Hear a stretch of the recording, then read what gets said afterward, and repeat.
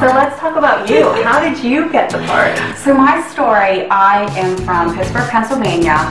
We grew up obsessed with Disney. We would go to Disney probably every other year. And I've always been obsessed with the Disney princesses. Something about the, you always do good in life, and you may have the hard times, but in the end, it'll work out. And something about that, and I was very introverted, so something about those stories, I just felt that connection with them, and I thought they were just the ultimate beauty icon. And actually growing up, Sleeping Beauty was my favorite. I have mine too. I thought that she was the most beautiful, had the most beautiful voice. The story was just amazing to me. But I identified with Snow White because I was always fair-skinned and had dark hair. And even growing up, I always, oftentimes, like, of course, being a woman, and you have those insecure years, getting comfortable with who you are. I got made fun of because of my fair skin, and someone said that you could see the veins on the side of my face, and I thought that I was so ugly, and my mom wouldn't let me tan, and so it's quite funny now to think that in the end I ended up, that worked to my benefit, but, And then, sorry. No, please. Remember, I had a unibrow, so she's talking about her fair skin, and I had a unibrow to deal with as a child, so these flaws work for the find your own characters. beauty, find your own beauty, and it comes through. So a lot of the princesses go, moved to Orlando. I worked massage therapy at one of the Disney spas, and I didn't even know that, well, you're not allowed to work 2 Disney jobs. So I never even thought about the princess thing, that I could even do that. I didn't even think about it, that it was an option for me when I moved down here. I was here to work with the company, do massage, and that was my life. And then, Jennifer worked at the spa with me, but I think I met you, but you were an esthetician, I was a massage therapist, so I didn't even know that you were Princess Jasmine. So I got the job as Princess Jasmine while a college student part-time. I worked the weekend doing Princess Jasmine. So at the same time, I didn't know anyone personally who did that as well. At the resort, they often send you to other locations to do an on-site massage. So that's what I was doing this day.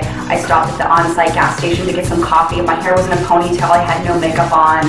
And this gentleman came up to me and he saw my name tag. So he knew I worked for the company. He asked what I did, and he said, you really need to be Snow White. And I giggled and I said, I get that a lot with my fair skin here being in Florida, thank you. And he said, no, really, this is what you need to be doing. I'm like, thank you. He's like, this is God telling you need to do this. And he goes, this is my card, this is what I do. You need to call this number. You still have to go through the process, but please do this. So I didn't really think too much about it, and I just looked at the card.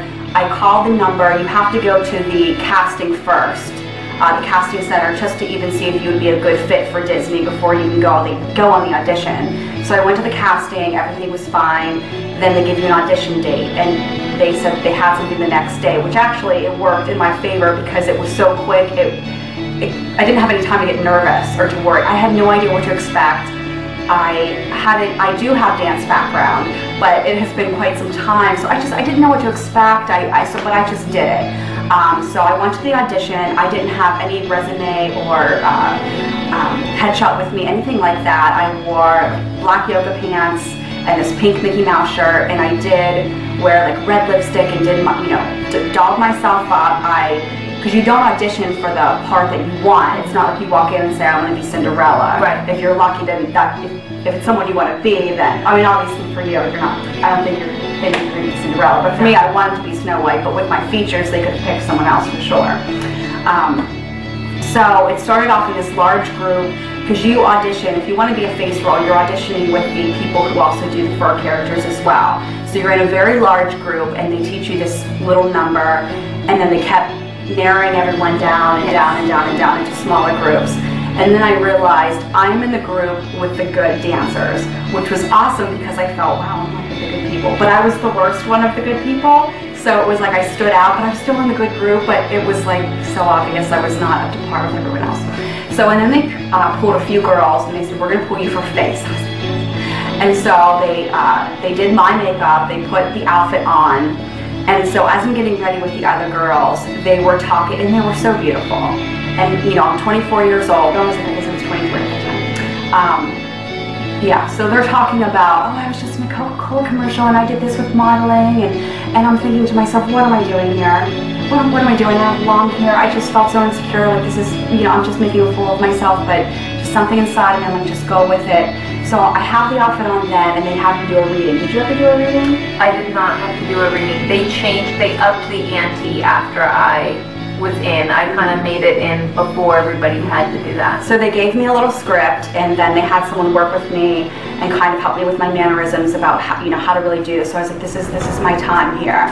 So I just walked in and did my little number, and I was really happy with what I did. And almost within, I want to say just minutes, they let you know whether you got the part or not. Yeah, so they don't waste time. Yeah, they don't waste time.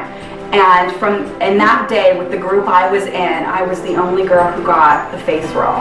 And that's with you being insecure? Yes, I was the oldest girl there. I certainly wasn't the thinnest girl there. I was not the best looking, but I was the only girl of that group to get it. And that just really, when things are supposed to happen, they do.